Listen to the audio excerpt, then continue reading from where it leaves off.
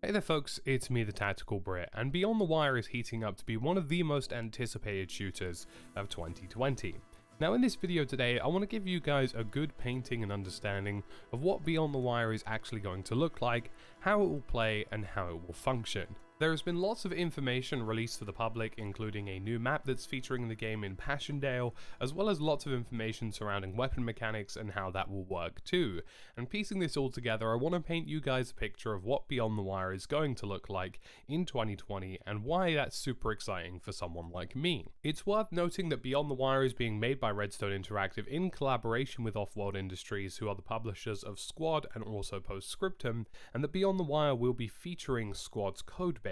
So anything that features in Squad will likely be ported over to Beyond the Wire at some point, or at least you could expect things like performance and general functionality of ballistics and weapons to more or less act identically in this game. Now I do want to note a quick disclaimer as well. I have played Beyond the Wire in the alpha. The alpha is strictly under NDA, and all the information you are receiving in this video today is information that has been compiled from public press releases.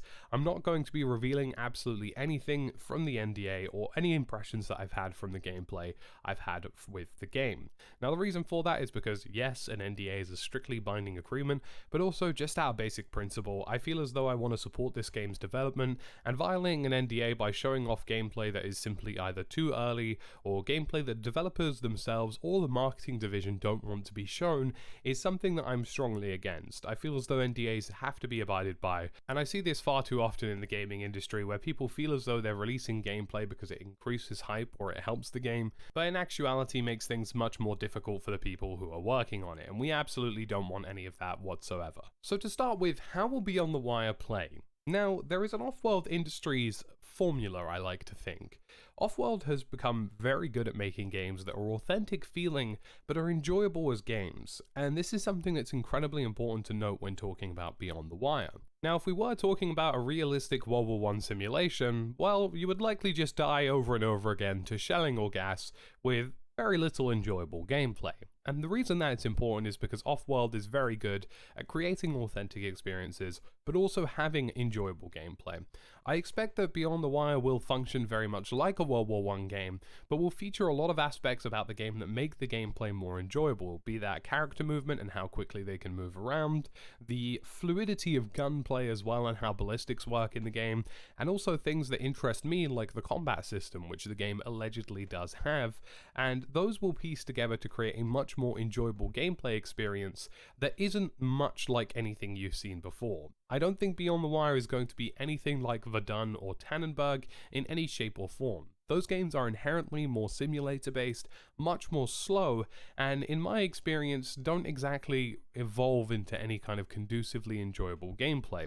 Expect Beyond the Wire to feel or at least function much like you would expect something like Postscriptum to play or something like Squad. Now I know that's quite difficult to visualize, which is why there are in fact some gunplay elements available on the screen right now, and these have been publicly released, and you can see from this that this game is going to feel very much like Postscriptum in terms of gameplay.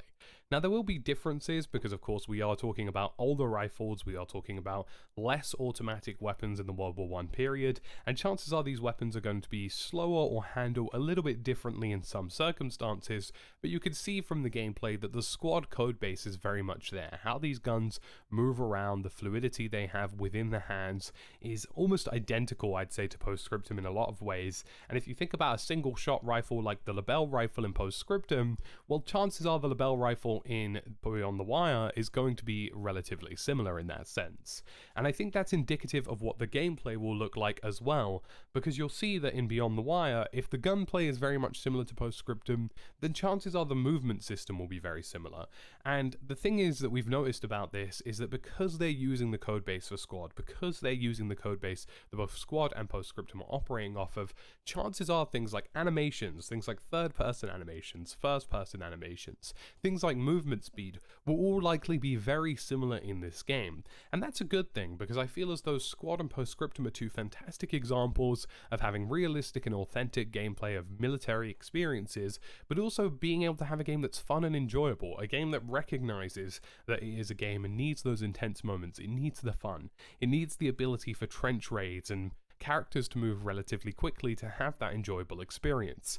If we were talking about a realistic World War I simulation, characters would move slow as hell, you'd fumble your reloads every time you rebolted your rifle, chances are you die over and over again to shelling, and that's not conducive to a fun gameplay experience. If that's what is released, people simply won't play it, and I feel like the codebase for Squad and Postscriptum is very much a recognition that games can be authentic and enjoyable, and I expect to see something very similar like that in Beyond the Wire.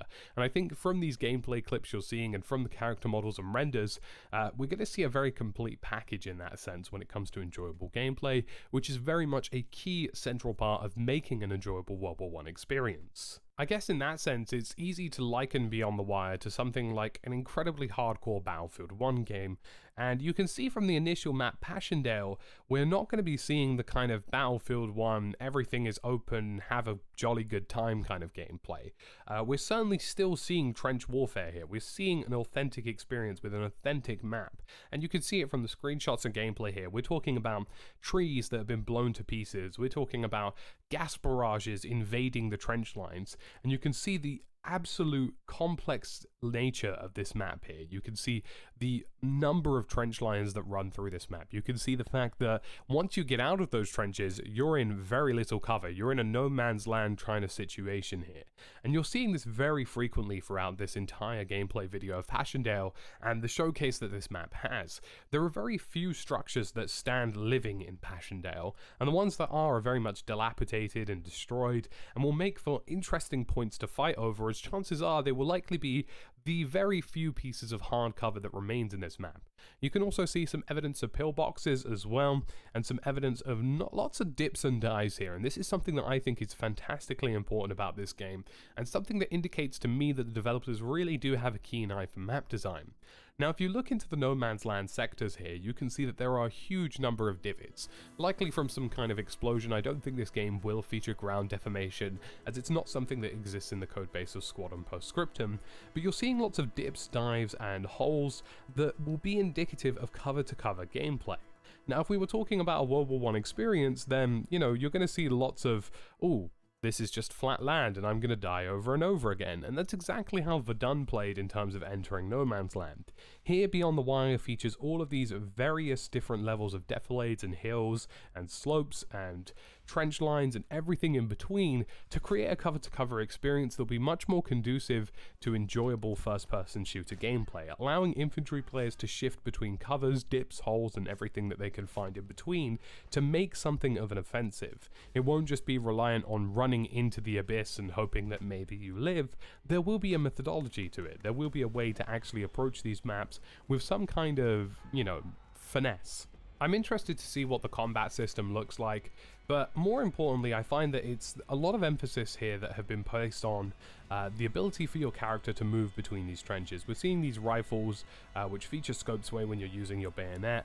We're seeing, you know, these huge trench systems. We're seeing the fact that gas and smoke and artillery barrages are clearly going to be a clear part of this game. You can see it from what they released in the gameplay and what they've released in press releases so far, that the gas looks very distinct, the artillery looks very threatening, and I think we're going to see so much of this gameplay broken up by these, you know, intrusive factors. We're going to see things like artillery barrages absolutely ripping apart defenses. We're going to see things like gas barrages being used in strategic manners, as well as smoke barrages, and I think that creates a very exciting experience. I think if you piece together what you've seen from the Passchendaele map release, what you've seen from the gunplay and the use of the bayonets, and what you've seen from the gas, smoke, and artillery barrages, then really you've got a winning formula here for what will be a fantastic World War I FPS experience.